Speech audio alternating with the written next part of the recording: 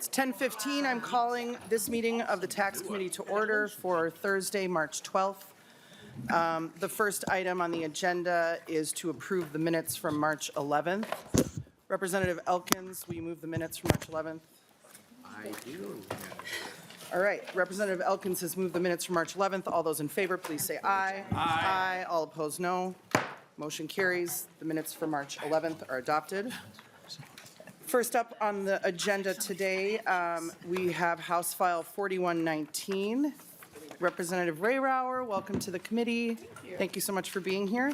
Chair moves that House File 4119 be laid over for possible inclusion in the 2026 tax bill. Representative Rehrauer, I understand you have an A1 amendment. Would you like me to move that amendment? Yes. Excellent. Chair moves the A1 amendment. Is there any discussion on the A1? Seeing none, all those in favor, please say aye. Aye. Opposed, no. Motion carries. The bill is in the form the author would like. Representative Rehrauer, please explain your bill. Thank you so much, Madam Chair. My bill, HF 4119, increases the homestead credit and the renter's credit in order to provide property tax relief to homeowners and renters. Specifically, the relief will go to those who need it most. With the homestead credit, if your property taxes exceed a certain percentage or threshold percentage of your income, the state gives you a refund. With this bill, we are increasing the amount of that refund. And this helps those whose property taxes are high related to their incomes. With the renter's credit, it is assumed that 17% of the rent goes towards property tax.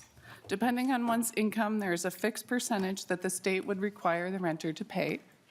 With this bill, we are decreasing the percentage the state is requiring of the renter to pay. Unlike the state, local governments only have one tool to raise general fund revenue, and that's property tax. As a former Coon Rapids City Council member, I know that local governments provide a lot of essential services, from our schools to our roads, water and sewer. Specifically in Coon Rapids, our property tax rates went up when I was a council member, 7%. A couple years in a row, because we had to pay our police and fire more due to inflation. We had to provide them with decent contracts. So that income is needed for local governments. And we as legislators can't control local property tax increases, but we can play a role in making sure that whether you're a homeowner or a renter, that you get the help if you need it. And this keeps the low-income folks from being overburdened by taxes. That's why I brought forward this bill to increase the homestead credit refund and the renter's credit. Together, these will reach over 800,000 Minnesotans. These programs have been around in some form for over 40 years and are an essential part of how the state helps Minnesotans deal with higher property taxes.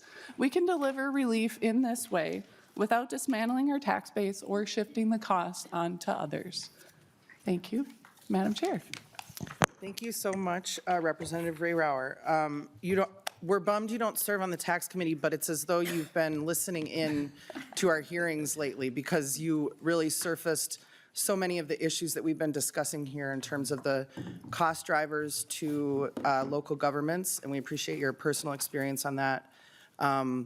Kind of how, because we restrict their ways of raising money, how we just put the pressures onto the property tax base and our tools for addressing that. So thank you so much. We have a couple of testifiers on House File 4119 who have signed up in advance. First is Michael Dahl, and Nan Madden, you're on deck. Mr. Dahl, good to see you again. Please introduce yourself for the record as you start your testimony.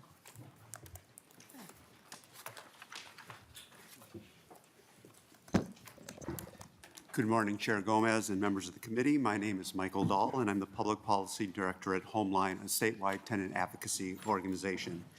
Thank you for the opportunity to testify in support of House File 4119, and thank you to Representative Rehrauer for championing this legislation.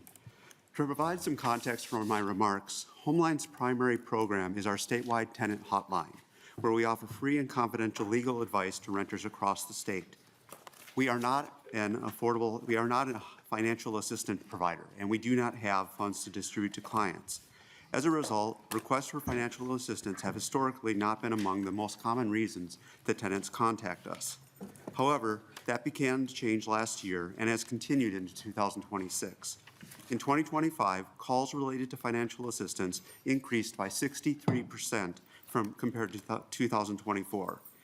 This trend has accelerated this year. In January and February of 2026, compared to the same months in 2025, we saw an 84% increase in these requests. In fact, financial assistance calls have moved from their typical position of around 7 as most common reason called to the 3rd. This is not something we have never had in our history. As I noted in testimony earlier this week, and these numbers demonstrate, renters are struggling. Many callers are not only asking us to help pay rent, they are calling us about raising other concerns about basic expenses, childcare, gas, utilities, medical costs, medications, food, and essential household items. Renters in Minnesota need relief, and House File 4119 offers one meaningful way to provide it. Homeline urges the committee to give this proposal serious consideration. Thank you. Thank you, Mr. Dahl. Up next is Nan Madden. Welcome back to the committee. Please just introduce yourself as you start your testimony.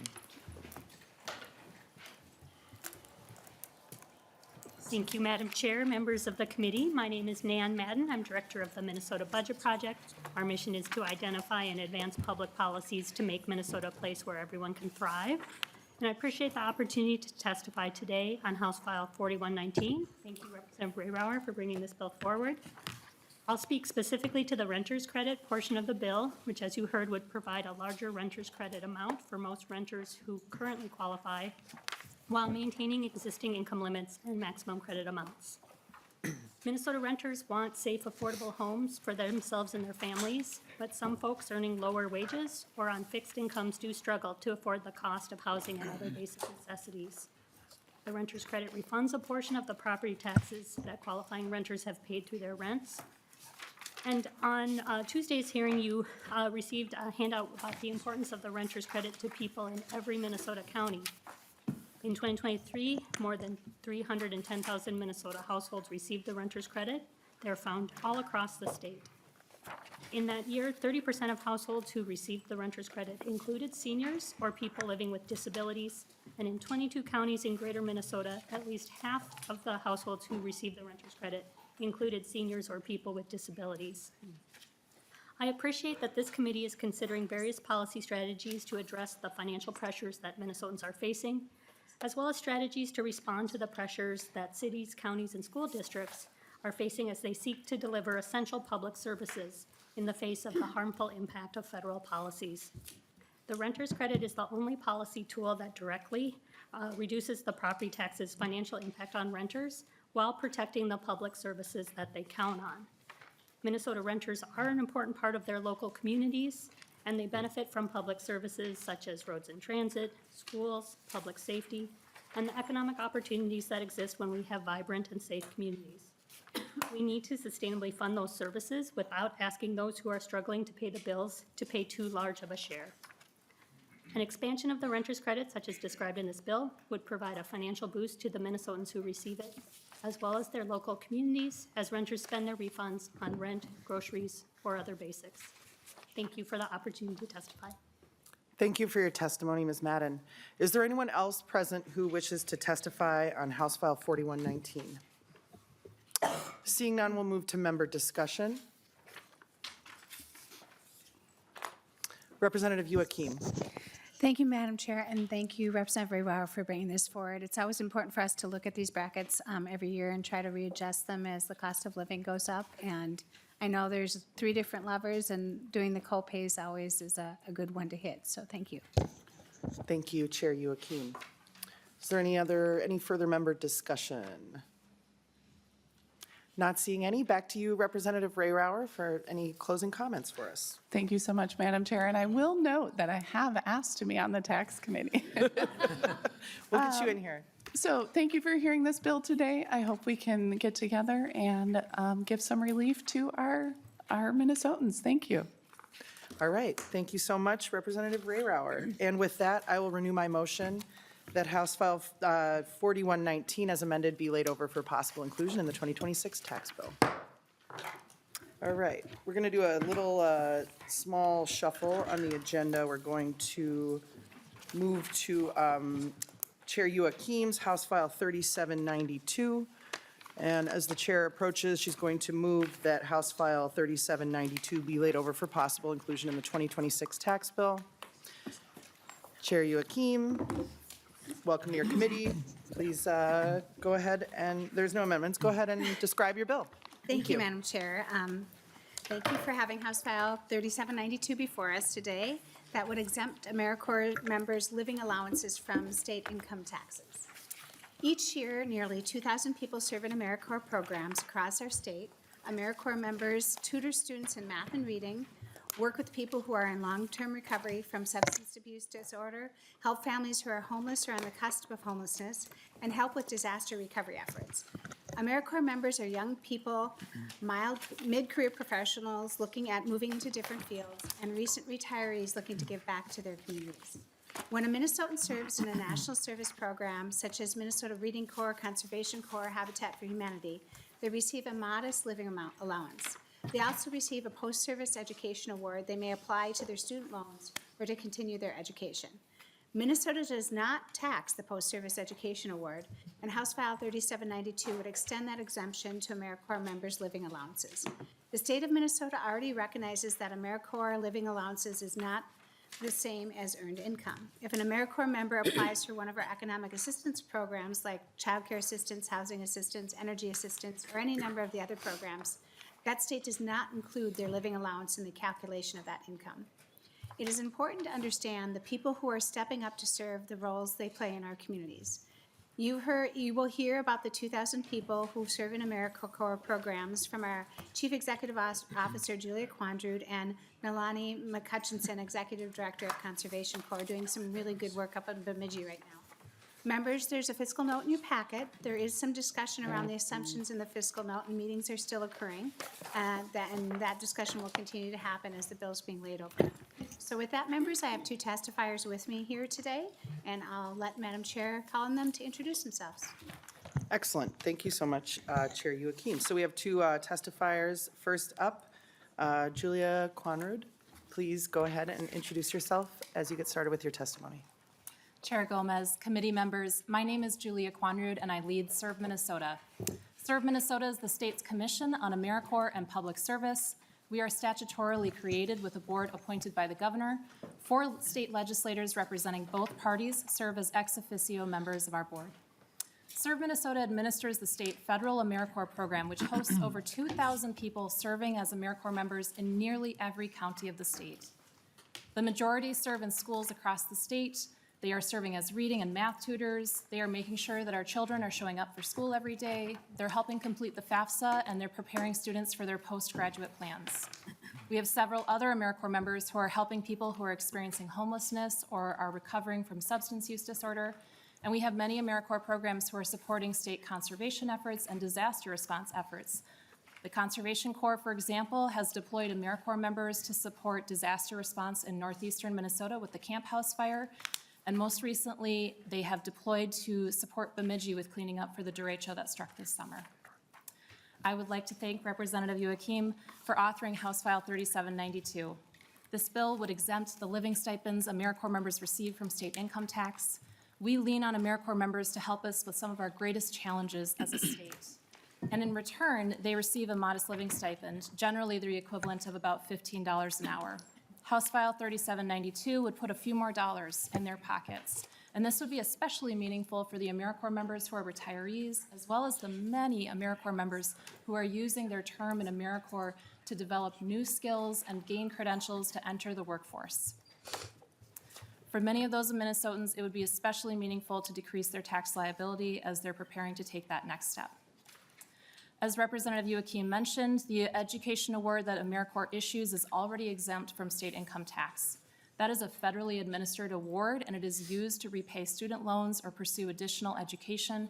And while it is taxed at the federal level, Minnesota led the country in exempting it from state income tax. House File 3792 would simply include living stipends under that same exemption. We appreciate working with the Department of Revenue on this policy. As Representative Youakim mentioned, we are in discussions with the department. The projections were based on a time when our funding had significant increases due to COVID-19 federal relief. And now that we're back to pre-pandemic levels of funding, we're looking forward to updating or understanding how those impacts growth assumptions on the revenue estimate. If adopted, this bill would honor the service of thousands of Minnesotans who serve in AmeriCorps each year. Not only would it serve as a powerful recruitment tool to encourage more people to serve, it would strengthen the state's service-to-career pipeline, bolstering our efforts to help AmeriCorps members translate their service into a meaningful career in Minnesota. Thank you for hearing the bill, and I look forward to answering any questions you have. Thank you so much, Ms. Quanrud, for joining us. Up next, Nalani McCutcheon. Welcome to the committee. Please introduce yourself as you get started. Excuse me. Madam Chair, committee members, I'm Nalani McCutcheon, and I'm the Executive Director of Conservation Corps Minnesota and Iowa. We are a conservation-focused workforce development program that works with AmeriCorps members to provide them skills and training that they apply to the benefit of public lands. In 2024, our Corps members improved over 27,000 acres of land, and they maintained nearly 400 miles of trails. Their work benefits all Minnesotans. And Conservation Corps is just one of 50 AmeriCorps programs that are currently serving our state. Our lives and communities are richer because of their service. Our members gain workforce and leadership skills that enable them to secure long-term employment. While serving their communities, AmeriCorps members earn a modest living stipend and an end-of-service education award. I can personally confirm that AmeriCorps members would appreciate an extra few dollars that this bill would put in their pockets. My spouse served as a Reading Corps tutor in 2017, and I know firsthand that this legislation would have made her service more manageable for our family. One of our members, Zach, came to CCMI as a combat veteran struggling with post-traumatic stress disorder after discharge. He found that his intended long-term career as a science teacher only made his PTSD worse. He joined CCMI as a crew leader, and he gained practical, hands-on working experience in the natural resources field that helped him identify his path for changing his career. During that time, however, he had to live in a friend's basement because he couldn't afford rent, and if he got a second job, he would be over the personal exemption limit. I also want to share an example from Recovery Corps, one of our colleagues in the field. Recovery Corps trains AmeriCorps members with lived experience in recovery from substance use disorder. One of their members, Michelle, served in Minneapolis and gained invaluable workforce experience towards her goal to become a full-time certified peer recovery specialist. Michelle worked a second job, and the combination of that salary and her living stipend put her over the personal exemption limit.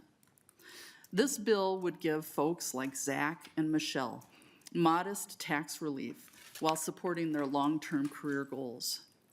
Zach is currently pursuing graduate school, and Michelle is working as a certified peer at a local nonprofit.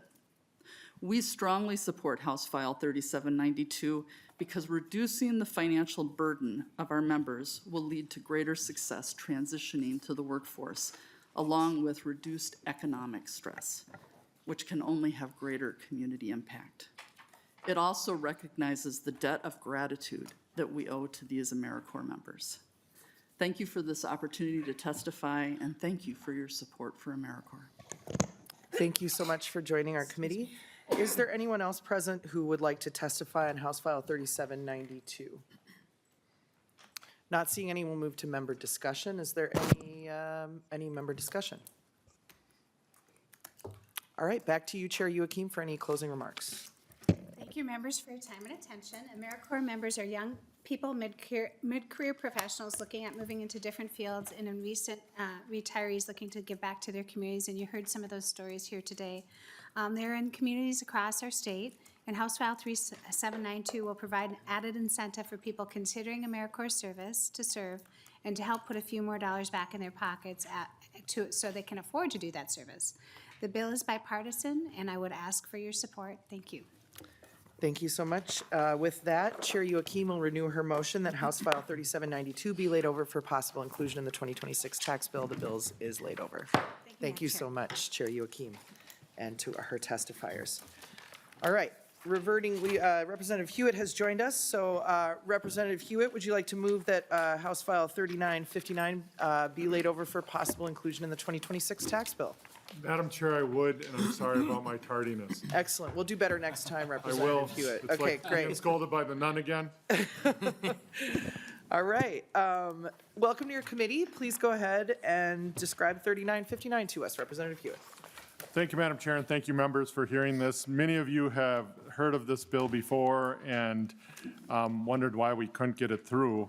I don't know that question and why the answer is, but we see this in we have noticed this in all of our districts. Housing prices in Minnesota continue to climb.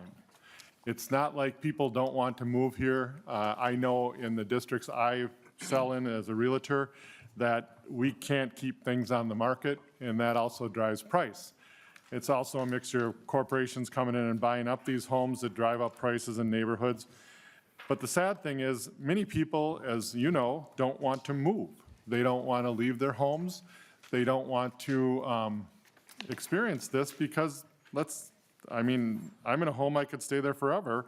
It's a Rambler. And why should our seniors be moving out of homes? But they can't control where the market goes. So what this bill basically does is, I'm going to have staff explain it a little bit more in detail, but what it does is it takes a look at where the home market value is, and if it is increased 12%, then we're going to be able to work with them. But if it's okay, Madam Chair, I'd like staff to explain a little bit more so I don't miss details on this. Of course, Representative Huot. Mr. Williams? Chair Gomez and members, so under current law, the targeting or special property tax refund applies to homeowners whose property taxes increased by more than 12% year over year, and if the increase is more than $100. The refund is essentially 60% of the increase above 12%. The bill would propose to reduce that threshold from 12% to 6%. Under current law, there's also a limit on the refund of $1,000, and the bill would increase the limit on the refund to $2,500. Thank you, Mr. Williams. Back to you, Representative Huot. Thank you, Madam Chair, and I believe we have at least one testifier from the Realtor Association. Excellent. I think Mr. Egger, Paul Egger, please introduce yourself as you get started with your testimony. Welcome to the committee.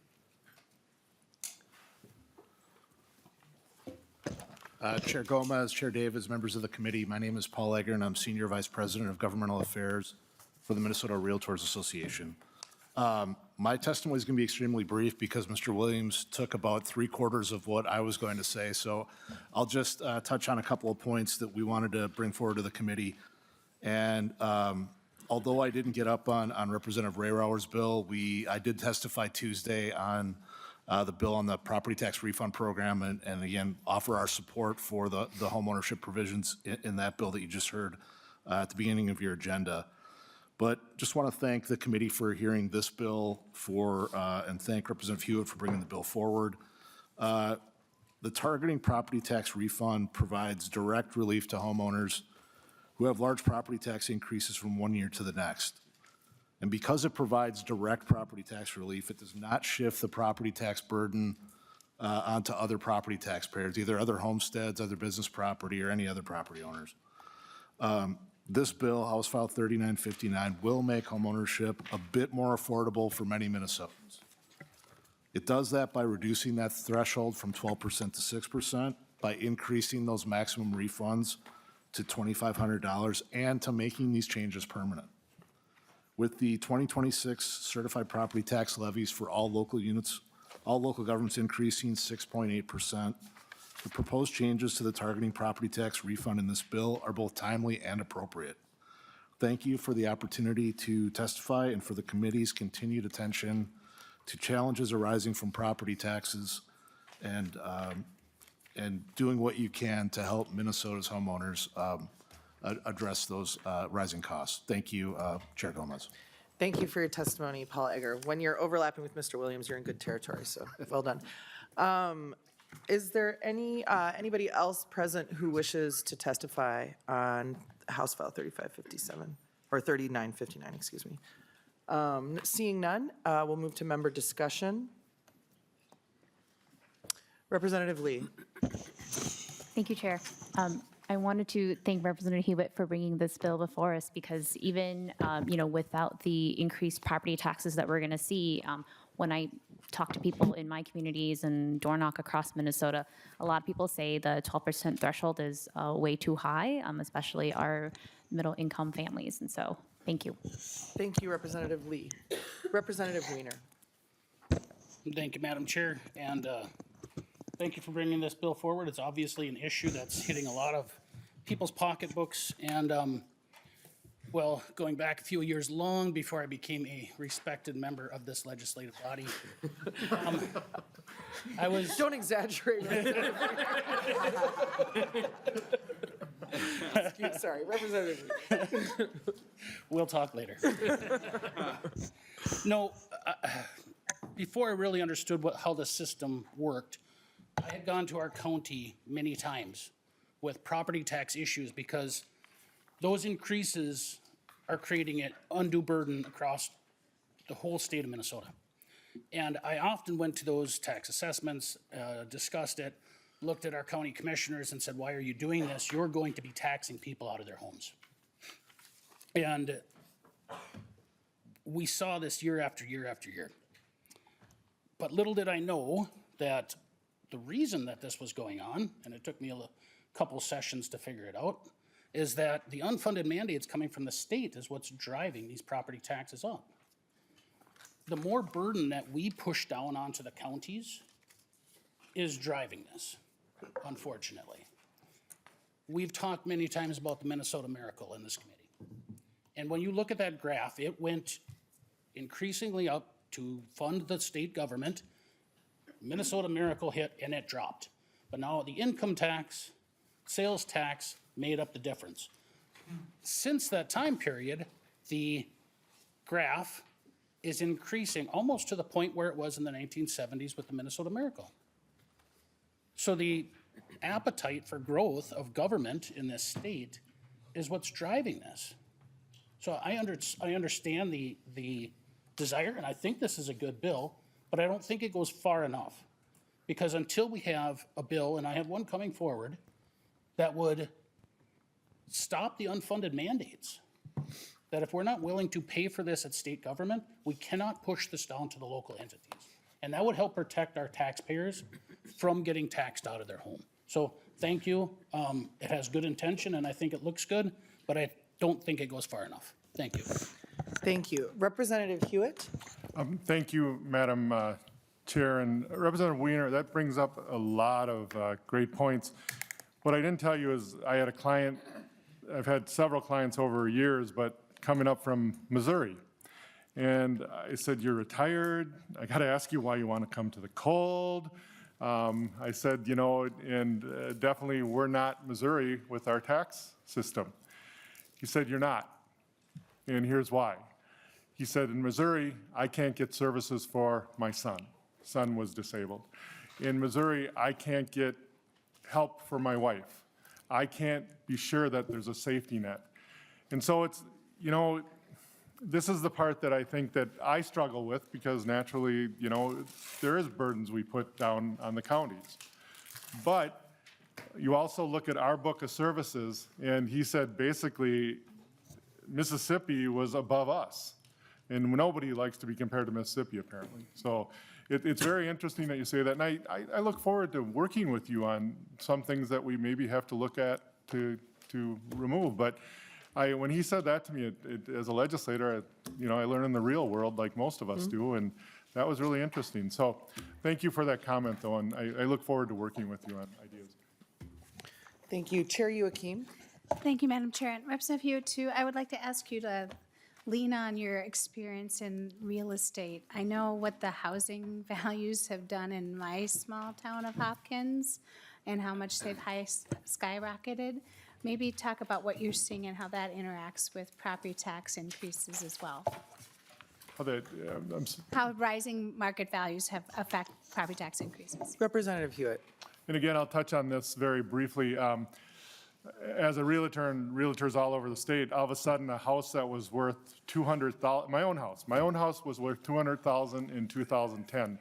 I just recently got an appraisal for $450,000, and it's a simple Rosemount house. That goes everywhere. It goes in, even on the east side of St. Paul, to your area, Dr. Wiener, I was going to go there. Whoa. You not only moved to very respectful from honorable to Dr. But to all our areas, we're seeing this across the state, and it's because of, we hear over and over again how people are moving out of Minnesota. I wish I can experience that as a realtor because I can't find houses for people, which sets up the demand. And so with the demand being there in especially your area, Representative Youakim, or all of our areas, I mean, this is not just anywhere, it's wherever, and it's because our lifestyle is there. And that's what's setting it up, and naturally the counties are gonna go with that. And like my own county, the commissioners, and I love all my commissioners, I don't wanna get in trouble with them, but my commissioners all have said, that we have to raise taxes this year, because this year we had a little slower incline on this tax that raised the values of the homes because of the economy and stuff. But they were able to depend on that going up lots of percentages over the last years to pull that. So this year, I think Dakota County is going to be in for a surprise, so. Thank you, Representative Hewitt. Chair Youakim. Thank you, Madam Chair, and thank you, Representative Hewitt. And our little town of Hopkins, that's 2 by 2 miles and 65% rental, owner occupied, it's hard to find. There's this house across the street from me that was remodeled on the inside, but nothing really done on the outside, on a 50 by 150 foot lot, about 1,700 square feet, and two bedrooms, 2 baths, and a den. And after it was remodeled, it had been sold 3 times over in 6 years, and now it's up to $560,000. So it's going a little crazy in the housing market right now. Thank you, Chair Youakim. Chair Howard. Thank you, Representative Gomez, and thank you, Representative Hewitt, for the bill and the discussion and the continued opportunity to talk about housing and taxes. I can't help myself. We love it. First, just a comment to Representative Wiener's remarks about mandates on counties. I just have to mention the presentation we heard about the impacts of H.R. 1. And, the big impacts in our counties are caused by President Trump and the federal government. And so we just have to be clear. Clearly, our actions here at the state level have an impact, but so too did the federal government, as we heard. And those impacts can be significant, will be significant. And then just to this broader issue about, affordability and property taxes, something that Representative Hewitt mentioned that struck me is just how long people are staying in their homes. We have a lot of data that says that people are staying in their homes longer than ever before. And a big reason for that is they don't have other homes to move to that fit their needs and their life. The core challenge in our housing market is a massive supply-demand mismatch. And in some ways, it's pretty simple. We don't have enough homes, especially the kinds of homes that Minnesotans want that could be available at a lower price point. To Representative Youakim's point, that's a supply-demand issue that the home prices have escalated so much. And so I appreciate this bill, but another policy metric is, unleashing freedom and liberty in the private market and making it easier for people to build the kinds of homes that Minnesotans are desperate for. Thank you, Chair Howard. Representative Lee. Thank you, Chair. I really think that we should, hearken back to the presentation we had from the counties a couple of weeks ago, where we saw very clearly that H.R. 1 will make counties do twice as much work, because right now they're being asked to certify people twice as much as they currently do, and the federal government is giving them half as much money. And so when we talk about the burdens, the unfunded mandates apparently from the federal government, like, we should really be perhaps reflecting on that. And I just think this idea that these are unfunded mandates also maybe should be rebranded, because like Representative Hewitt said, right, this is SNAP, this is services for kids in need. These are things that we rely on government to deliver, and H.R. 1 is devastating to our counties and our communities. Thank you. Thank you. Is there any further discussion? All right, not seeing any. Representative Hewitt, any closing comments for us? Thank you, Madam Chair and Chair Davis. I really appreciate you hearing this, and to lay it over is great because I think that's where it has to go if we have to tweak it anymore. I appreciate the committee's dialogue with this, especially Professor Wieners, and The illustrious professor. I send it back to you, Madam Chair. Wonderful. All right, thank you, Representative Hewitt. With that, Representative Hewitt will renew his motion that House File 3959 be laid over for possible inclusion in the 2026 tax bill, and it is laid over. Next on the agenda, Chair Howard, House File 3913. As Chair Howard gets ready to get up to the podium, he will move that 3913 be laid over for possible inclusion in the 2026 tax bill.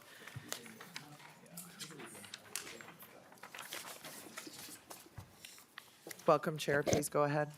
Thank you, Chair Gomez, members of the committee. House File 3913, I think, is a good bill to follow on the presentation we had last week from counties about, the harms and dangers when our technology does not keep up with the pace we need, and our government doesn't have the tools or the muscle to function properly in a variety of ways to serve the people, including to prevent fraud.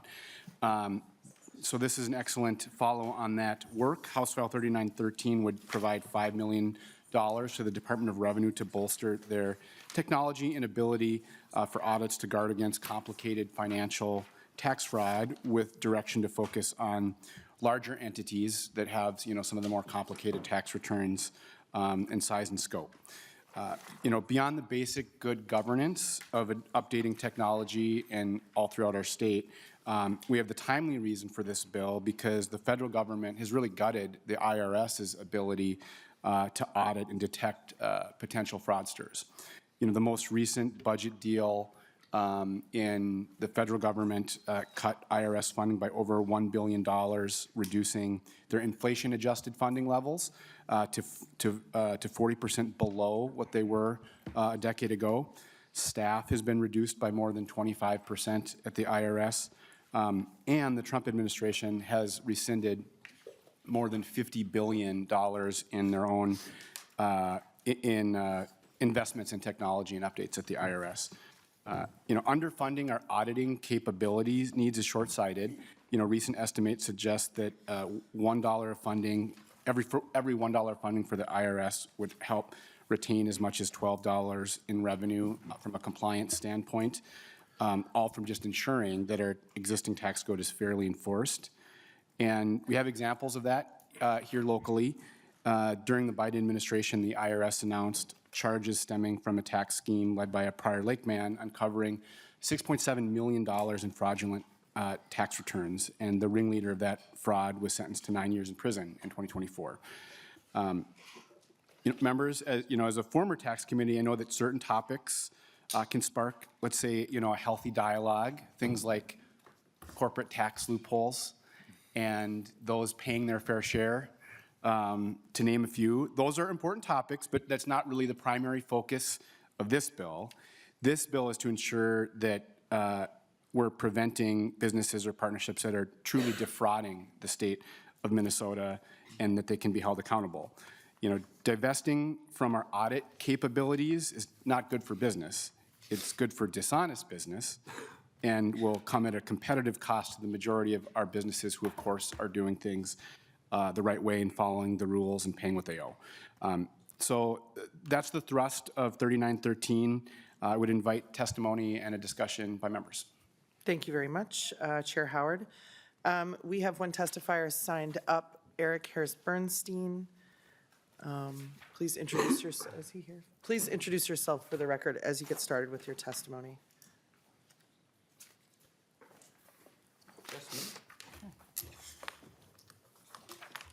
Chair Gomez, Chair Davids, members of the committee, my name is Eric Bernstein, and I am the director of We Make Minnesota, which is a coalition of labor and community groups united in support of a sufficient and equitable state budget.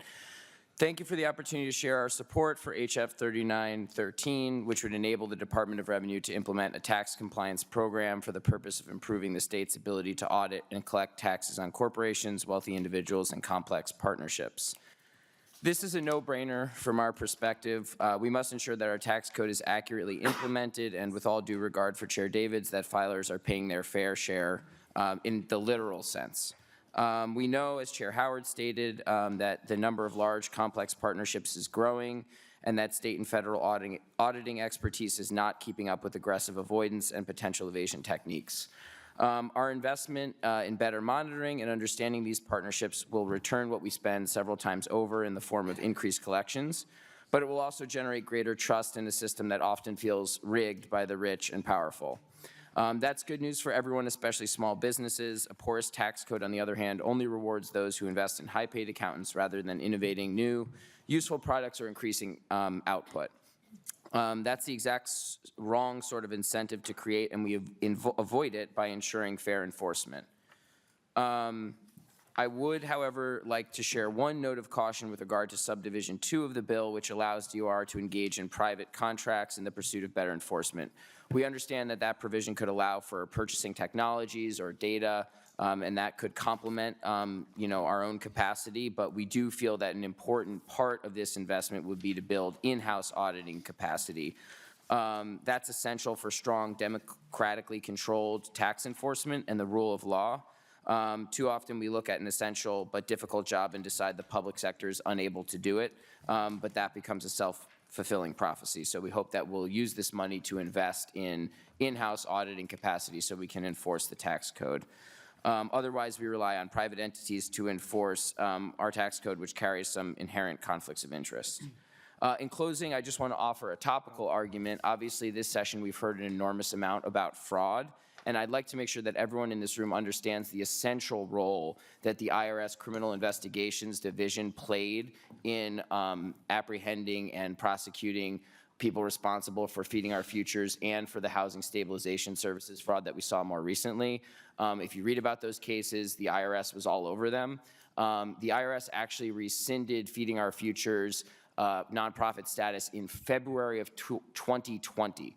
And so investing in these sorts of capacities, if you care about fraud, this is really one important way that we do it. So we should have these kinds of abilities in-house in our state here in Minnesota. Thanks very much. Thank you, Mr. Bernstein. Up next, Tanner. What's your last name, Tanner? Fritzinger. Tanner Fritzinger, welcome to the committee. Please introduce yourself for the record and get started. Sorry about that.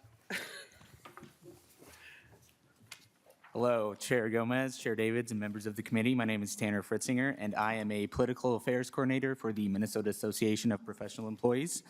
We are a labor union which represents over 18,000 state workers across all agencies, boards, and commissions. Thank you for the opportunity to testify in support of House File 3913. MAPE members are responsible for overseeing and enacting a wide variety of essential functions of the state.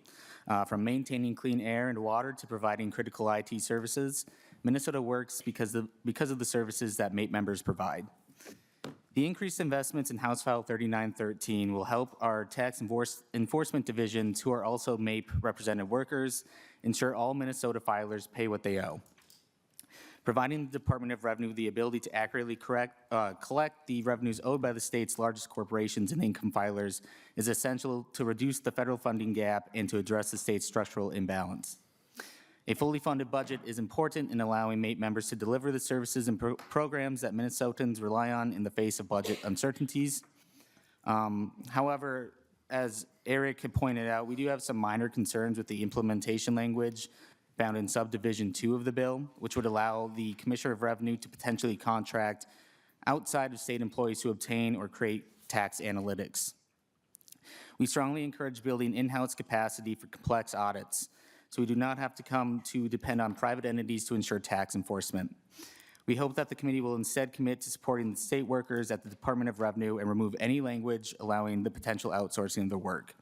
We appreciate the bill's intent and feel House File 3913 will be a good step forward in providing DOR the necessary tools to accurately do its job. Thank you. Thank you very much for your testimony. Is there anyone else present who wishes to testify on House File 3913? All right, not seeing any, we will move to member discussion. First up, Representative Robbins. Thank you, Madam Chair. Thank you, Representative Howard, for bringing this bill. I generally am strongly in favor of technology upgrades and helping us fight fraud on a number of fronts. My concern is that there's a lot of work going on in this in the HHS space and state gov, and so as the OLA and I have spoken about this for many years, and I have a bill on, I've been carrying for 6 years, we don't want each department doing their own thing. We need it to work across the enterprise. So I would just encourage you to work with the chairs of DHS and the chairs of state gov, because we are actively all looking for a solution that can talk across agencies, and they can still tweak for their individual program needs, but it concerns me that we would put any money into something without the bigger system-wide technology upgrades in place.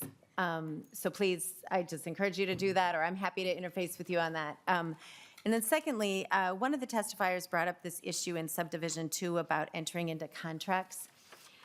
And I would just like to understand and maybe you want the department to come and speak about what you think the scope of that is, because the language is incredibly broad. May enter into contracts the commissioner deems necessary. And we had this discussion in my committee on Monday about the use of private investigators to help discover and even recoup fraud. And I wondered if that would be something that would be allowed under this section. Thank you, Representative Robbins. Representative Howard? I'll just say, first, I agree with the concept of that, we should try to avoid siloed work. I do think when we're looking at sort of the specific activity of examining tax returns, et cetera, there's a case to be made for specific investments to do that work, and I think probably looks a little different than some of the work in other agencies. But we shouldn't have to reinvent the wheel, and communication is a good thing. So I appreciate those comments. And to your point on, we did start with this language in a broader sense to invite that kind of dialogue with the department and to make sure that we're creating flexibility in terms of tools. So I appreciate your perspective on it, and I think that can be brought to bear as those discussions develop with the department. Thank you. Representative Robbins? Thank you, Chair Gomez, and thank you, Representative Howard. I hope you will keep that in mind. And to the extent that what was talked about in the O'Malley report and recommended by the O'Malley report in that regard, I would like to at least, be apprised of those conversations. And to your first point, however, I think it's really important to know that what the agencies on the fraud side are looking for is to be able to compare tax returns, so that when you're looking at a provider who's being investigated for fraud, you can easily look at the tax returns. And currently, that capability is not there, and it's been one of the areas where it's been a source of frustration. So I just encourage you to keep that in mind. Thank you, Madam Chair. Thank you. I'm going to ask Ms. Bears to come up. I will just say that, as you likely know, there are different kind of approaches to personal identifying information with respect to people's tax returns that is core to the mission of the IRS and of the Department of Revenue. We know that at the federal level, the IRS has basically corrupted that tradition of ironclad protection of taxpayer data, because it is, which is a problem for all, the data sharing with the Department of Revenue has to be approached very carefully, because, we have a voluntary tax system, and so people need to believe that when they send their information to the Department of Revenue, it's not like sending a piece of mail to a regular person. And so I appreciate that, and we should have further discussions about that, because, I can see the importance of that data to ensuring investigations, and also just feel called to protect the Department of Revenue's treatment of people's sensitive taxpayer data. But thank you, Chair Robbins. Yeah, go ahead. Thank you, Madam Chair, and I agree with that, and I think we actually in our state have very robust protections under Chapter 13, but I think there are times when, especially law enforcement authority, who's doing an active fraud investigation, that's, checked all the boxes of important data, that we just want to make sure that that's something they can actually take a look at. So Yeah. it's more the broader issue of systems needing to talk to each other in general across the entire state enterprise. Thank you, Madam Chair. Thank you. And certainly, I think that has been the tradition in our country, is that there is basic respect for the rule of law with respect to accessing people's personal identifying information. But unfortunately, if just take a look at what's happened in the last year in our country, is that we have, unelected billionaires going into private data sets, Social Security Administration data, IRS data, that previously has been basically sacrosanct. And we have allowed private entities and private individuals to ransack it for their own commercial benefit. And so, when you see a government that's being used like that, and that's the way that our federal government is being used, for literally the personal enrichment of, the billionaires who are lined up behind our president at the inauguration. We're operating in a different environment these days with respect to how the federal government treats people's individual data. But more conversation to be had here, obviously. Representative Lee. Thank you, Chair. Since you already covered that portion about how tax filer data has to be private, I actually want to get to my larger point that I wanted to make. I wanted to thank Representative Howard for bringing this bill forward. If people will recall, last year, DOJ estimated the IRS staff and a third of IRS auditors were fired at the federal level. This is important because we all file state and federal taxes. And so the fact that the capacity of the federal government to audit, these really complex corporate structures that are intentionally set up to evade paying taxes means that there is an impact on our state revenues and our state auditors. Because what typically happens is when federal auditors are working on a case and they find information, there is a relationship where they share data with our State Department of Revenue. And so when, the federal auditors are not working, this puts more strain on our state staff, our state auditors.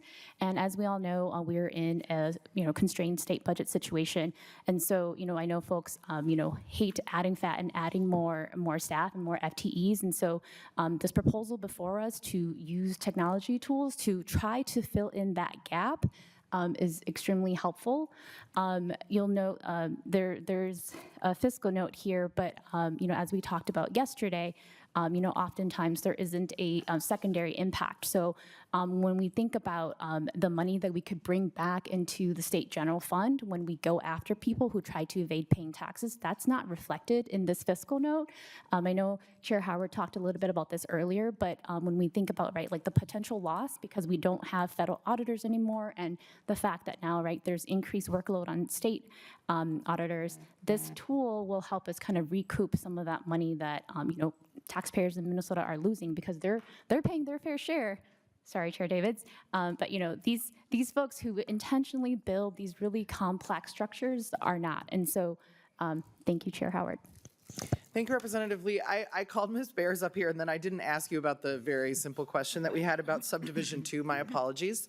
So just if you could tell us, I think it was Representative Robbins' question, just about what does that mean when you talk about what the contracts that the commissioner deems necessary to obtain or create tax analytics, et cetera. Thank you, Madam Chair. Members, for the record, my name is Joanna Bears. I'm the Legislative Director at the Department of Revenue. And first I want to say, Chair Gomez, you said it right. The number one priority at the department is making sure people's data is secure.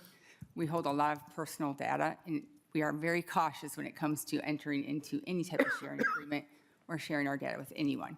And I know we've probably had conversations with many of you authors when you have a bill that has a data sharing component in it, we usually come and talk to you about likely our concerns with sharing that information. We do rely on a voluntary system, and so we are very careful to make sure that people rely that we will keep their information safe. So when we look at implementation and making contracts, it's a lot of it's software. So there's a lot of software companies out there that will have these analytical tools that we will then take and build into our system itself. We contract with FAST, which holds our tax system tool, and so they can sometimes build analytical tools within our system as well, but that's still a contract with the third party. Most of the in-house stuff is testing, things like that. Thank you, Ms. Bears. Chair Robbins, did you have any follow-up for Ms. Bears as long as she's up there? Thank you, Madam Chair. Thank you, Ms. Bears, and I appreciate that. I think it is likely mostly that, but because the language is broad, it wouldn't preclude what Judge O'Malley recommended in his report, I don't think, which is contracting with a group like Waypoint to do the investigation, and I just wondered if you would speak to the department's position on that. Ms. Bears? Madam Chair, Representative Robbins, we don't have a position on that. I think we take tax fraud very seriously. We have our own criminal division at the department that also looks into it. We have an internal audit division that looks into things. We work really well with the OLA.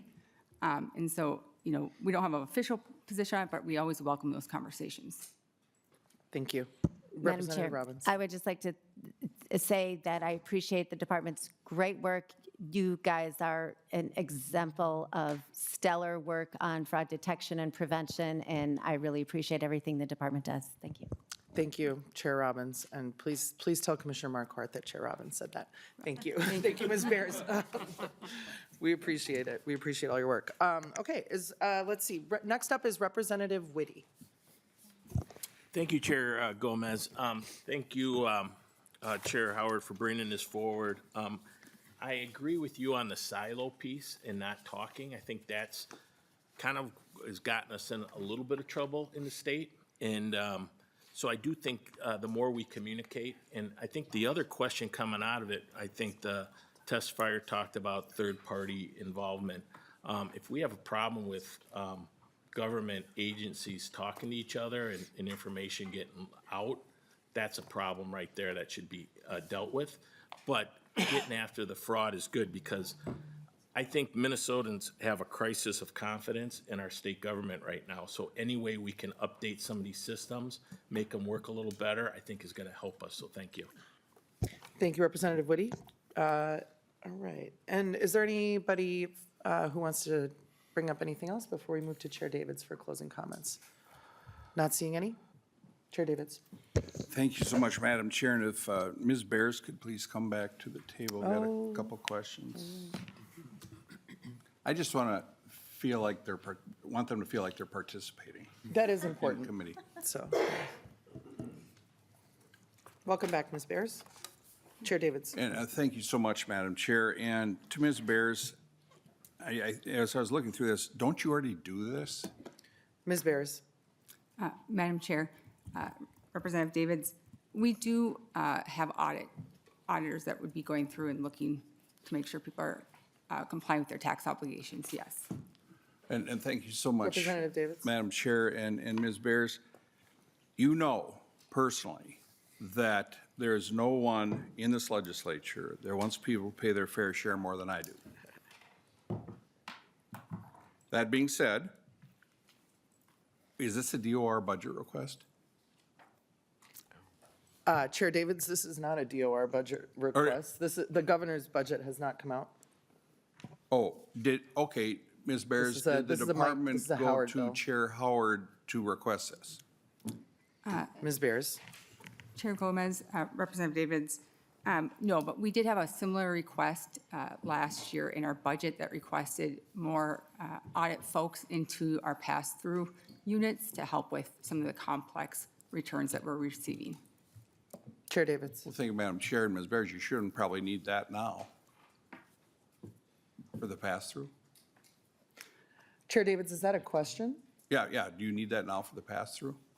Ms. Bears. Chair Gomez, Representative, we're always looking for folks that could help in those areas. And it's, when I say pass-throughs, I mean like partnerships and S-corps, things that flow into individual they've become more complex as the years have gone on. And so I think they take longer. Chair Davids? Thank you so much, Madam Chair, and to Ms. Bear. So basically, the question is, we haven't seen your budget yet, so we don't really know, but you haven't gone to Chair Howard to ask for this money. That's right here. Chair Davids, yeah, I'm just. Did I stutter? No, I stutter sometimes. Yeah? what are you getting at? This is not the governor's budget. Chair Howard brought this bill forward. Well, and thank you very much for that. Chair Howard's asking for this money. I think it's kind of odd if the department hasn't requested it. I mean, do we as members just go into the department and say, hey, we're going to give you $10 million or $5 million? The governor's budget is, I believe, coming out next week. Chair Howard. Chair Davids, I can help answer that question in the sense that, you know, we at the legislature have our prerogative. I know that you probably don't take all of your marching orders just from the state the departments or the Trump administration. You know, so this is a proposal that comes forward due to legislative work and in partnership with previous requests for the Department of Revenue. But this is a proposal that I'm bringing forward. Oh, okay. Chair Davids. Yeah, and thank you very much, Madam Chair, and Chair Howard, I appreciate that. Anything further? All right, seeing no further discussion, Chair Howard. I appreciate the discussion, and you know, I feel like in terms of the intent, I hear some bipartisan support for it and good discussion. And so, again, welcome the time, and hope this is something we can move forward this year. Thank you. With that, Chair Howard renews his motion that House File 3913 be laid over for possible inclusion in the 2026 tax bill, and the bill is laid over. All right. Finally, on our agenda today, apologies for leaving Chair Baker waiting so long. I think I leaned over a minute ago and asked Patrick if you were here, and he was like, yeah, he's been here for quite some time, so my apologies. So I'm going to move House File 3752 be laid over for possible inclusion in the 2026 tax bill. Welcome to the committee, Chair Baker. Please describe your bill. Thank you, Madam Chair and members. I really appreciate this hearing today. This is, I think, the one thing that I might want to ask the chair is that in a future discussion is that we try to use this as a little bit more of an urgency matter, because I'm coming to you with a real need to give some relief to our hospitality industry through just recent disruptions in business over the last several months. It's a very challenging time, and I want to bring to you a request to allow the Department of Revenue, Commissioner AmeriCorps, to allow the liquor postings to be not triggered like they normally are right now by state law. The Commissioner has been very good about working with businesses in this area around the state. When you can't pay your sales tax, he has been very good about understanding where it is happening, where they need some relief. So he has the ability currently to not do the penalties or the interest on those currently. What he doesn't have the ability to do, though, is to unhook the requirement if you get late with a sales tax payment for your business. He does not have the ability to say you can't now buy liquor for your business. So if it's a hotel, live entertainment venue, restaurant, he doesn't have the choice or the ability to do that. What I'm asking in this bill today, Madam Chair, is to urgently kind of move this so that we give the Commissioner the ability to sort of waive that, so that if our restaurants and others are more than 10 days late on their sales tax payment because they're trying to make a rent payment, a payroll payment, something else they're trying to do, that he has the ability to not hold up that important part of the business is to purchase liquor. So that is part of the role that we have to have. It's the overall really gist of this. We did this back during COVID. This is a bill that is temporary in nature. It ends in sunsets at the end of December of 2026. There's no cost to the state. We're not waiving taxes. We are looking, though, for a quick movement to try to give this to them as soon as we can, so the Commissioner can make this a change in this ability to make this change. I have a testifier, Madam Chair, and I'll do that, and maybe then I'll just take some questions. So that's kind of a brief, I'm trying to keep it as brief as I can, of House File 3752. Thank you very much, Chair Baker. Welcome to the committee. Please introduce yourself as you get started. Thank you, Madam Chairman. Member of the committee, thank you for having me here. My name is Daniel Del Prado. My restaurant group owns 13 restaurants in the Twin Cities, including Porsana, Colita, Martina, Rosalia. We employ more or less 900 people. In 2025, we contribute close to $5 million in sales taxes. Restaurants are pillars of this city and their communities. Right now, many are in danger. Minnesota restaurants were fragile before this crisis. Since 2019, with COVID, we have a lot of losses in sales, debt, inflation, rising costs of food, rent, insurance, utilities, everything. Restaurants' margins are like about 5% in good years. Then in December of 2025, Operation Metro Surge started. Across my whole group, we saw sales drop around 25%. Some groups saw steeper losses, like 50%, and some than their immigrant-based customers, they are down to 90%. Minnesota winters are hard for restaurants without patios and people not going out that much. In the base case scenario in the winter, you break even. With all this drop in sales, it's not survivable. You cannot pay rent, payrolls, and vendors. Even now, the sales are not back up.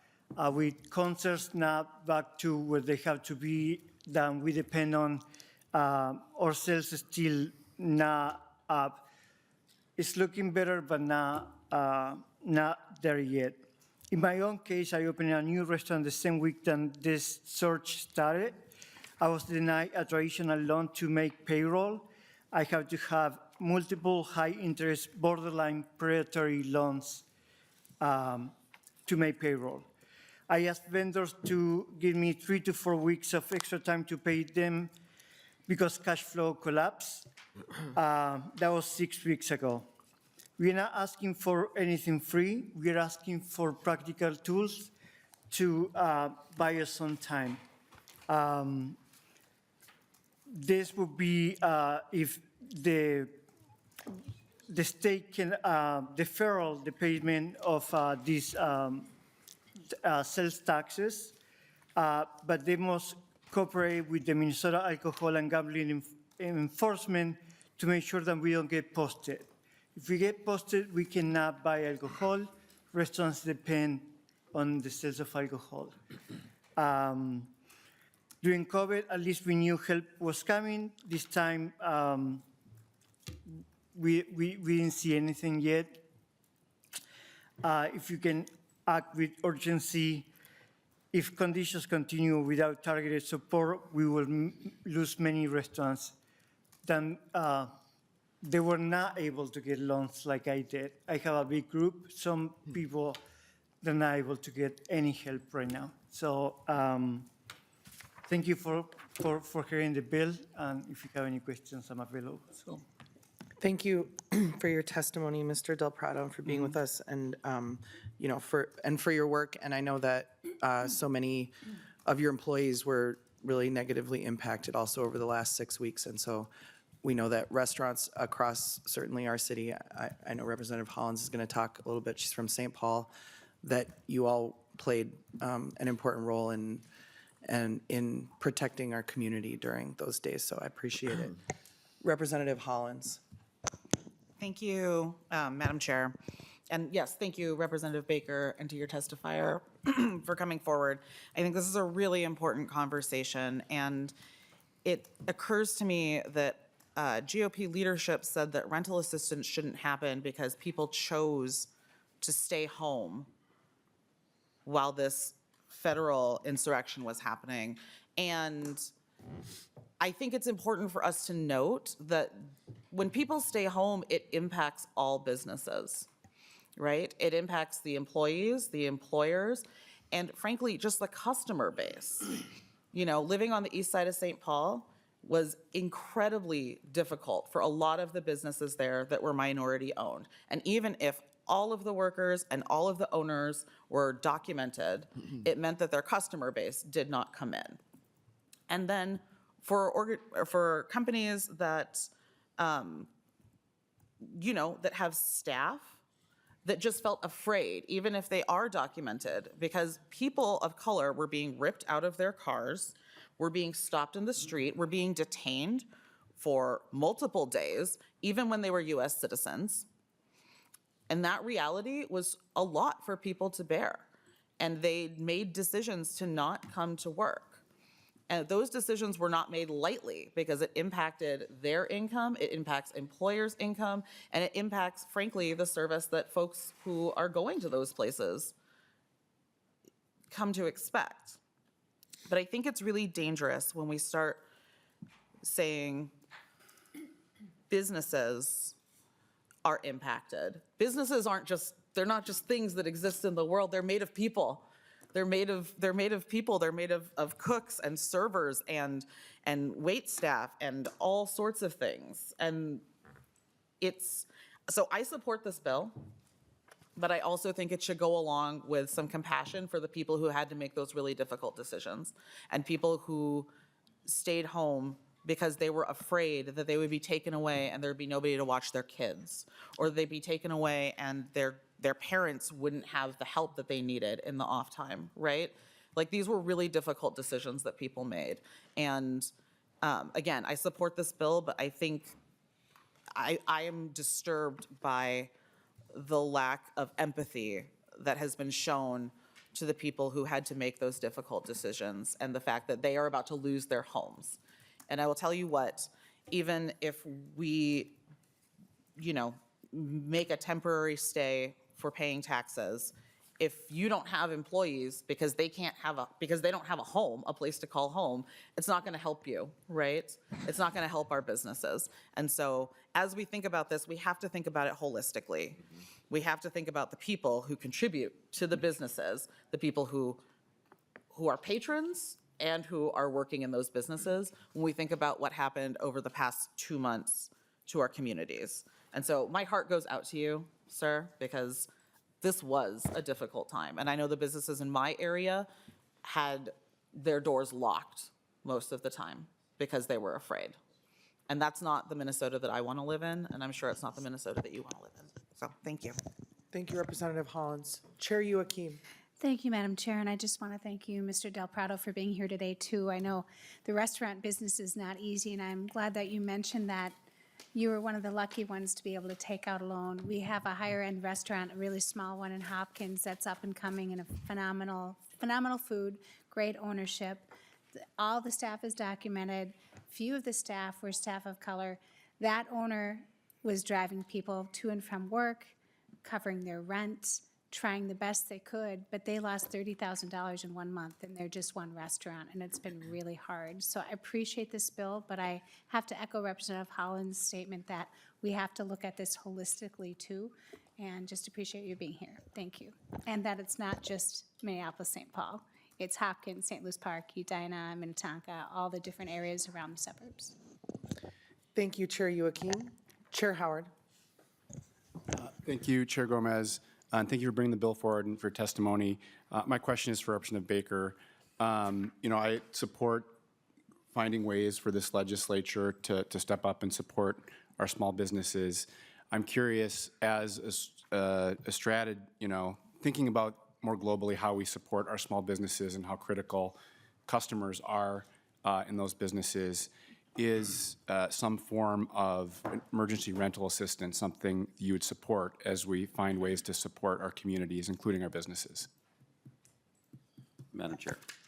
Chair Madam Baker. And Representative Howard, thank you for that question. Yes, I think that there's a lot of other conversations going on around other support.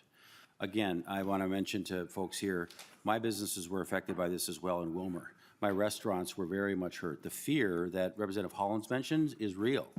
I embrace that. I lived it out in Wilmer, so I know this is the real deal. I think, and I'm having conversations with your colleagues, Representative Pinto and Zhang. We are talking about other conversations. So this is an urgent matter that taxes are due next week from sales that happened in February.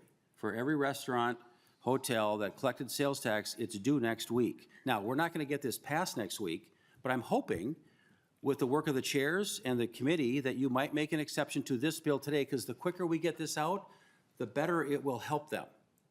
So if they don't have the ability to buy any liquor in the first part of March, and we wait around till May, this isn't going to help anybody, because the commissioner their hands are tied. I need your help today with this, but there's more conversations going on. So I want to make sure that the committee knows and my colleagues know, this is the first of, I think, many conversations about how do we get them either temporary relief with maybe some support, but long-term policy relief we can give them. There's a bunch of things we can work on together, but this is going to be a real moment for us to come together bipartisanly to help this, because it happened statewide, but I also recognize that this really happened. I'm not happy how it happened, a lot of things, but there's a lot of reasons we got there. So it's going to be a lot more than what we have time today to talk about, but I am committed to having those conversations with my colleagues like we are doing. So this moment today is something that we need, because of the quickness of this will help a lot more people. Thank you. Thank you, Chair Baker. Chair Howard. I really appreciate those comments, and I really agree with the urgency. The challenge is, we needed your help yesterday in our housing committee, where we weren't able to move forward on emergency rental assistance. And I do think that urgency is the name of the game when it comes to the response that has happened all across the state. And I just really genuinely appreciate your comments and look forward to working together for how we, in a holistic way, move with the urgency that our state deserves. Thanks. Thank you. Is there any further conversation on House File 3752? Representative Lee. Thank you, Chair. This question is for the author. I wanted to just ask whether, adding lines 1.19 and 1.12 would narrow or is the intent to narrow or broaden the folks who, or the entities that would qualify for this, I guess, abatement in another way for the liquor posting. Chair Baker, I could give you a shot at it, but we could also go to our council, since it's If we could do that, Madam Chair, I don't defining. want to misspeak that. If we could do it Yeah. nonpartisan, that'd be great. Sounds good. Is that okay, Mr. Clayman? All right, Mr. Clayman. Madam Chair and Representative Lee, so that language is language that's parallel to language that was in a similar provision enacted during the pandemic. As far as the answer to your substantive question, I think there would be significant overlap between the liquor retailers, between the liquor retailers and places of public accommodation, meaning that most liquor retailers would be places of public accommodation because liquor licenses are provided to certain establishments, and the vast majority of those establishments are businesses. They're businesses open to the public, so restaurants, hotels, bowling alleys, liquor stores, and so on. There could be some edge cases, which I would have to look into a little bit more for, say, licenses that are allowed to clubs. If they're not open to the public, and there may be some special laws as well that provide certain authority to certain establishments that we need to look at too. But I think generally speaking, I think most liquor retailers would meet that definition. Representative Lee? Good, thank you. All right. Is there any further discussion on House File 3752? All right, not seeing any. Chair Baker, any closing comments Yeah, just for a us? final comment again. Thank you for your time, members. Again, urgency in this matter. This bill that I'm carrying is important today. Those taxes are due next week. The business has to be in that accommodation listing that we had mentioned. They have to be late on taxes, and they actually have to ask the commissioner for an abatement for this time. So it isn't like freely, there has to be a little bit of a recommendation by the business to do this. So I think this could be a good move for us to start the process. Again, back to sort of Chair Howard's comments, there's a lot more going on behind us. This one is one, like a lot of them are about speed, but a lot of them are more complicated than maybe this one. We've done this before. We can maybe kind of learn from that, but I'm hoping that the the committee might consider this one a little bit different so we can get this going, so we can actually show there's some movement in this area that we can actually work together, and there will be more to come, Madam Chair. So thank you with that. I do appreciate your support for House File 3752 to move as quickly as we can to the General Register, Madam Chair. Thank you. Thank you very much for being with us today, Chair Baker. With that, I will renew my motion that House File 3752 be laid over for possible inclusion in the 2026 tax bill, and the bill is laid over. Thank you for being with us. Chair Davids has the gavel for our next meeting, Tuesday, March 17th. Chair Davids. Thank you very much, Madam Chair. On our list, we've got 3 bills on our list so far. There could be some more added. We're working on things, and they will be posted properly. House File 238, a Johnson bill, House File 3381, a Johnson bill, House File 3754, a Joy bill. Thank you very much, Madam Chair. Thank you, Mr. Chair. There being no further business in front of the committee, we are adjourned.